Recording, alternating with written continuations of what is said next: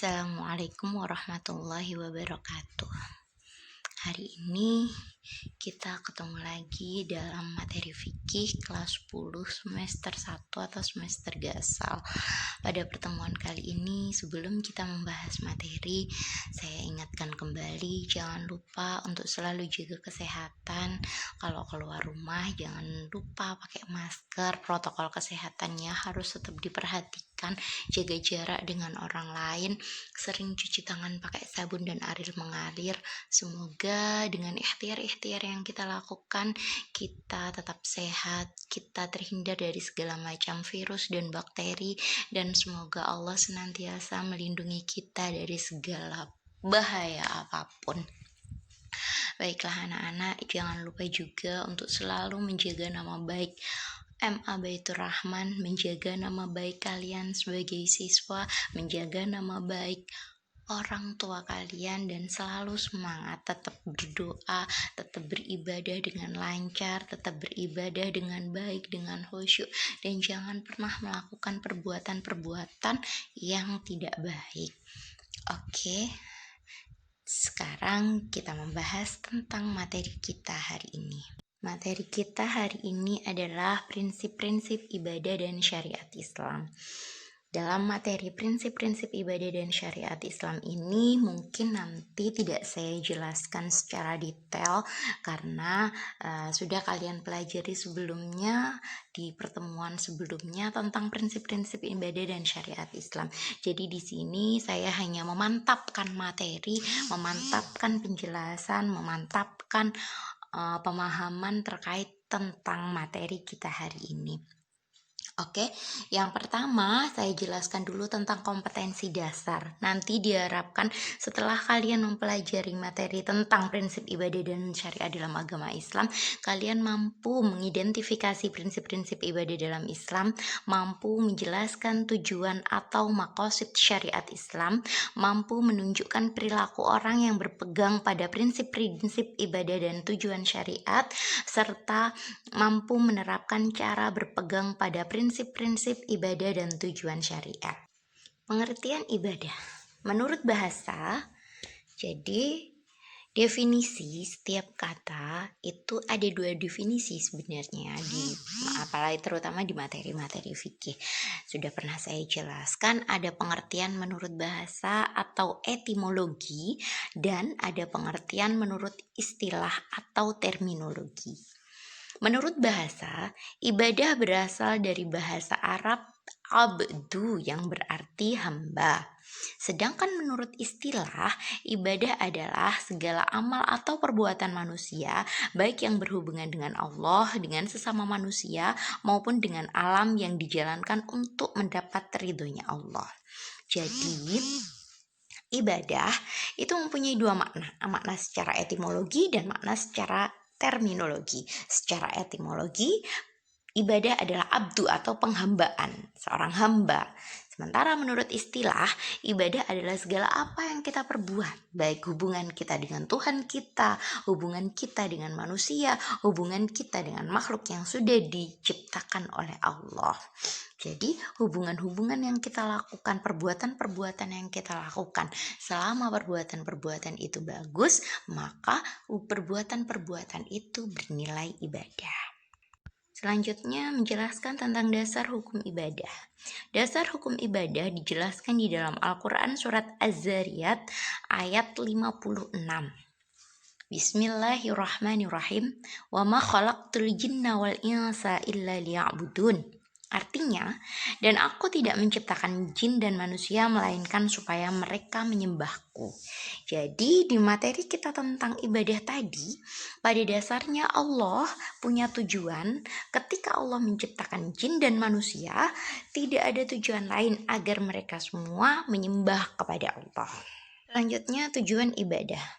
Tujuan ibadah adalah untuk membersihkan dan mensucikan jiwa dengan mengenal dan mendekatkan diri kepada Allah. Jadi ketika kita melaksanakan ibadah, sebenarnya tujuan utamanya adalah agar kita lebih dekat dengan Allah, agar kita lebih mengenal kepada Allah. Ketika kita sholat, pada dasarnya kita berkomunikasi dengan Allah, mendekatkan diri kepada Allah dan membuat jiwa kita tenang. Itu tujuan ibadah. Macam-macam ibadah. Secara garis besar, ibadah terdiri dari dua macam. Yang pertama adalah ibadah mahdoh dan ibadah ghairu mahdoh. Perbedaan antara ibadah mahdoh dan ibadah ghairu mahdoh adalah kalau ibadah mahdoh artinya ibadah yang khusus berbentuk praktek atau perbuatan yang menghubungkan seorang hamba dengan Allah melalui tata cara yang telah diatur oleh Allah dan dicontohkan oleh Rasulullah seperti sholat, puasa, zakat, dan haji.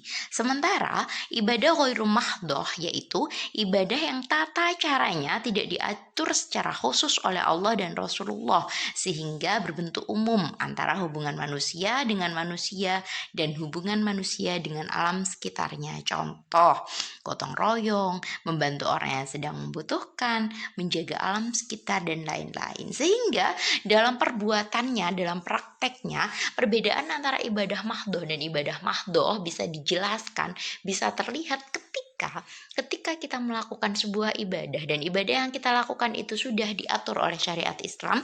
Misalnya sholat itu sudah diatur.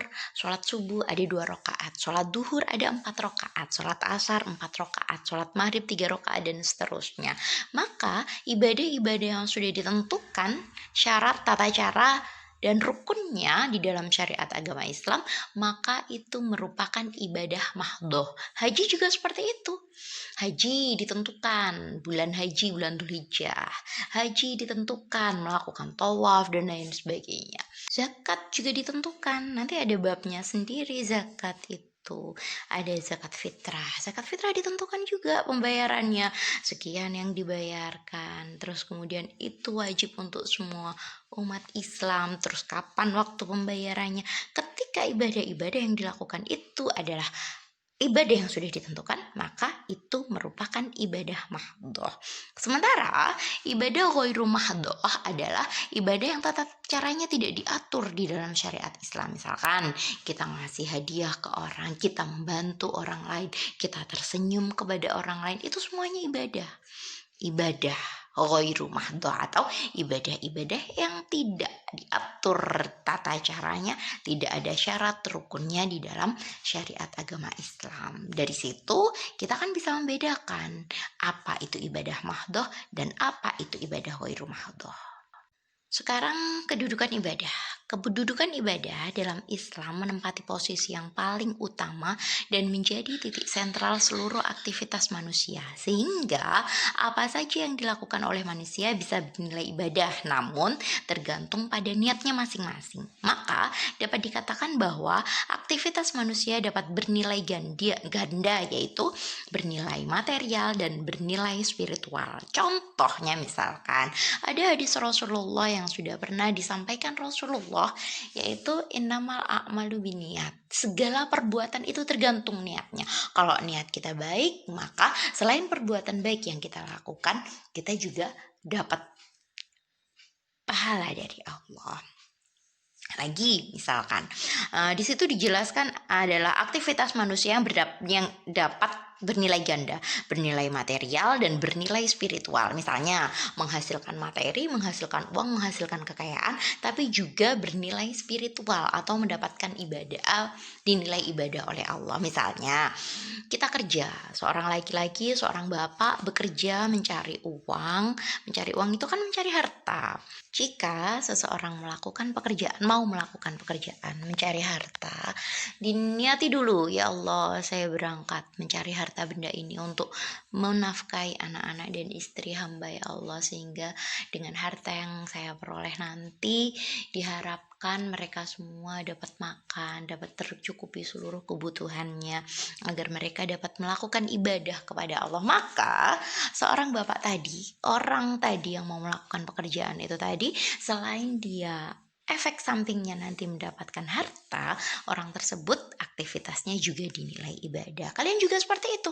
Misalnya kalian mau membaca buku, baca LKS, mendengarkan suara saya, mendengarkan materi pelajaran, diniati Allah, saya belajar ini tak niati ibadah. Maka kalian dapat dua, dapat materi berupa ilmu pengetahuan, juga dapat ibadah karena diniati ibadah oleh Allah. Jadi kedudukan ibadah yang seperti itulah yang dimaksudkan di dalam materi kita hari ini. Selanjutnya, pengertian syariat.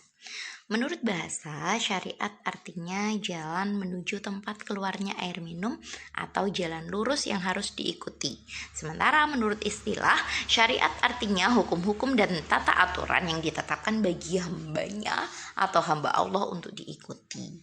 Materi kita hari ini cukup sampai di sini. Besok kita belajar tentang pengertian syariat. Kenapa saya sebutkan dulu di sini pengertian syariat? Agar besok minggu depannya lagi kalian bisa flashback. Oh, bisa persiapan, bisa membaca LKS-nya dulu. Oh, materi kita tentang pengertian syariat. Dan jangan lupa di setiap kata di dalam fikih nanti ada dua makna. Ada makna secara etimologi atau bahasa dan ada makna secara terminologi atau istilah. Jadi, review sedikit tentang materi kita minggu depan tentang pengertian syariat adalah hal-hal yang sudah ditentukan. Jadi menurut istilah ini saya ambil dari bahasa menurut istilah atau terminologi. Hal-hal yang sudah ditentukan oleh Allah, hal-hal yang sudah disebutkan di dalam Al-Quran, Al-Hadis, ijma dan qiyas itu merupakan syariat. Jadi besok kalau misalkan kalian masih belum paham apa sih syariat agama Islam, syariat agama Islam itu adalah ketentuan-ketentuan yang sudah dijelaskan di dalam Al-Quran, di dalam Al-Hadis, di dalam ijma, qiyas, di dalam agama Islam. Jadi demikian materi kita hari ini. Apabila ada kurang lebihnya saya mohon maaf.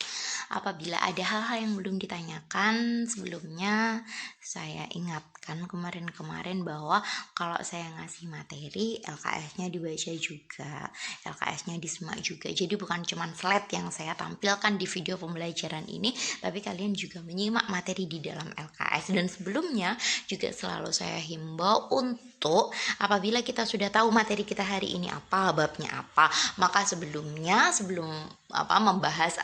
melihat video pembelajaran, kalian sudah membaca materinya terlebih dahulu sehingga kalian bisa mudah memahami keterangan-keterangan yang saya sampaikan, keterangan-keterangan yang tidak terlalu detail yang saya sampaikan.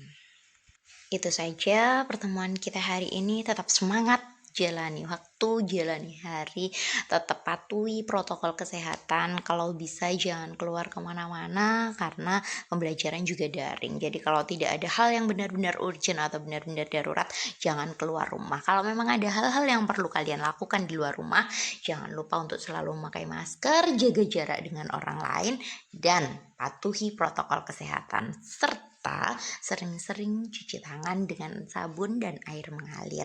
Oke, terima kasih. Tetap semangat. Dan saya akhiri. Wassalamualaikum warahmatullahi wabarakatuh. Sampai ketemu di pertemuan berikutnya.